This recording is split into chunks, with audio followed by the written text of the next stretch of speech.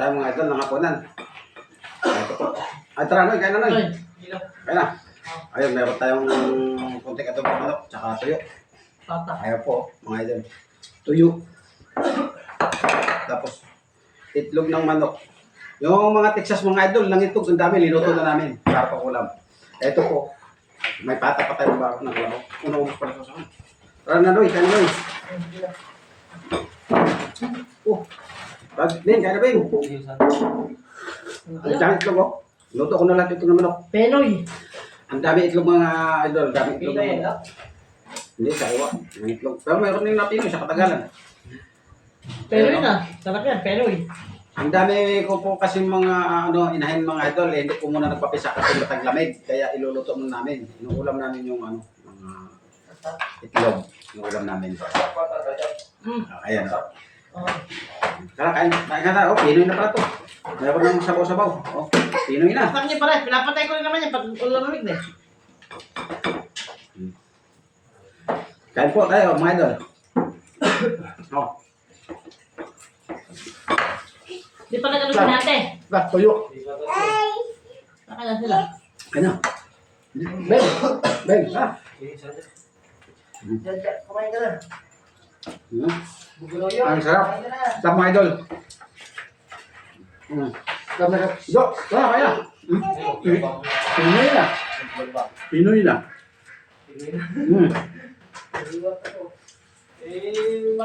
Tagal siyang stock yun sana eh.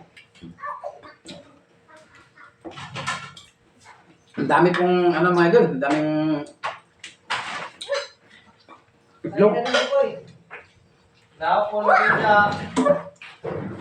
Kapunan ko tayo, mga idol. Makata. Makata yan. Oh. Yung. Nabon. Wala na. Kaya na. Ayan po. Mayroon pa po tayong pata ng kalabaw, mga idol, no? Pata ng kalabaw. No, hindi. Ay! Nako! Sakto lang, buti nakasandal. Galing na.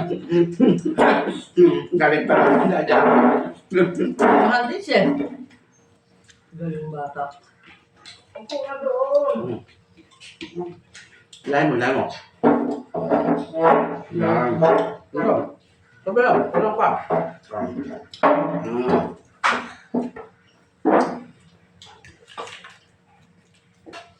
Ito na po kasi madali na may lutuin tulad ng hampunan ni Nako yung mga luto ng ano. Ano itlog? Balat na itlog? Itlog.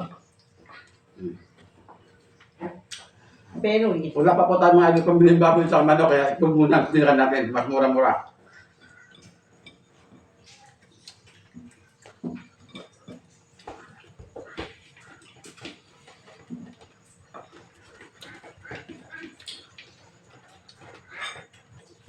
Diba? Lambukan yan. Ito na. Mamaya, tirahin nila yung nung yan. Talaga. Mamaya, initin na naman nila yan pagka bago mag-umpisa ng katay. Pagka na-init na, birahin na. Marami po kaming kakain mga idol. Pero hindi kami sabay-sabay. Ha? Eh, lagay mo na yan dyan. Kung sino lang po gusto kumain, Eh, nandyan na yan eh. kakain po.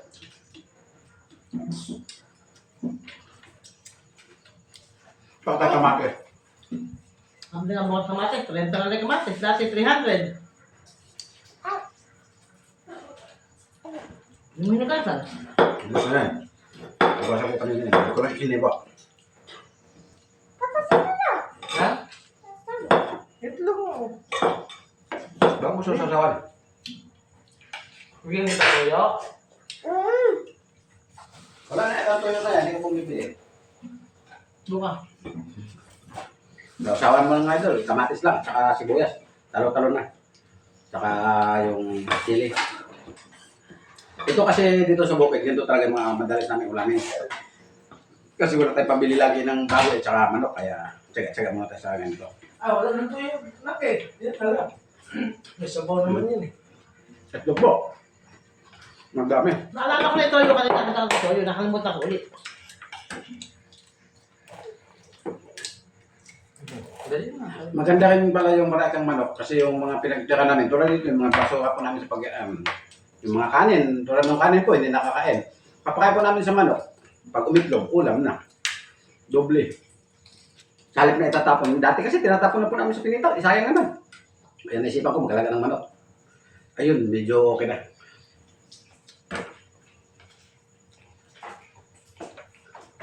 Jo, sasaban yung ano. Ate. Yun to. Ito naman Ito sa'yo ito yung susi. Oo, lang sa akin. Entry na. Balik na tayo. Ay, kapeng! Sige, sabi. Muna kayo. Madami talaga kami dito pero hindi kami sabay-sabay kumain. Mamaya kakain sila. Eh, iba, kukuha ng manok. Hindi pa sila kakain. Mamaya pag-uwi.